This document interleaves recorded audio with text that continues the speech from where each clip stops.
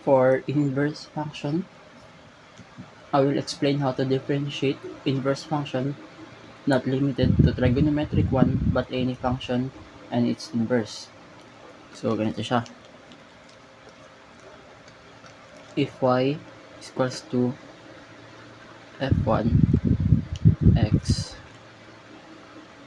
meaning yung f and its inverse undo each other, then derivative of the inverse is yun ito. Ito yung derivative ng inverse.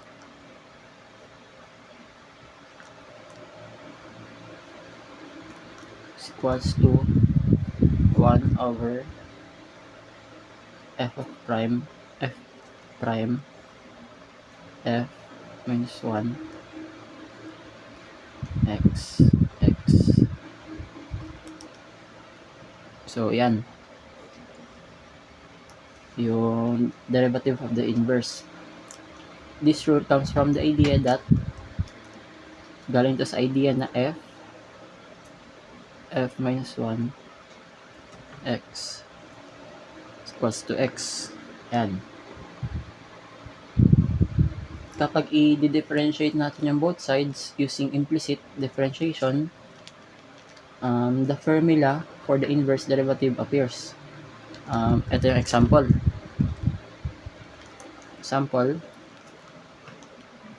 Ganito siya. F of x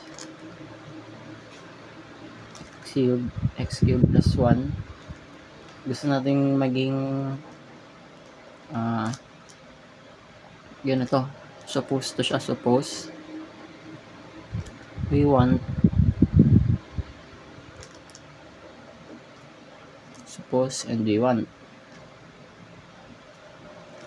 magiging f prime squared, 2. So step 1 is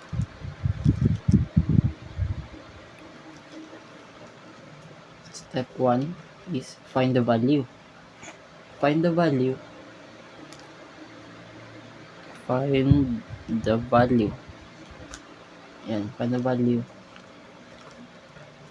f of x is equals to, so ganito na siya, x cubed plus 1 is equals to the x is equals 1. So, magiging f1 equals to 1. First step 2 niya naman is step 2, find f prime x equals to 3x squared. Then magiging ganito na siya. Find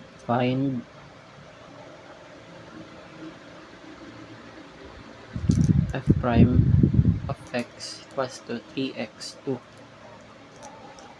So 3x2,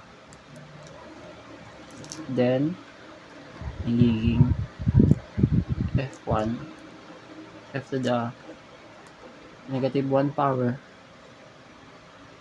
prime 2 is equals to 1 over 3 1 is 2. Simplify natin siya, magiging 1 over 3. This method is useful when inverse function inverse function do not have easy algebraic form. Instead of solving directly for the inverse, we use the derivative of the original function. This formula is also important in real-world problems solving. Ginagamit siya sa pang-solve sa inverse involving velocity, temperature conversion, supply and demand. Ganun.